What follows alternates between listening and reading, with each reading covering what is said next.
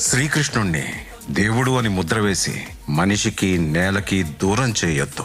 He's biologically born and brought up on this earth. ఆయన అపార మేధ, ఉన్నత విలువలతో జన్మ తీసుకుని ఈ నేల మీద నడిచిన మనిషి. అతను చెప్పిన ధర్మం మతం కాదు, మన జీవితం.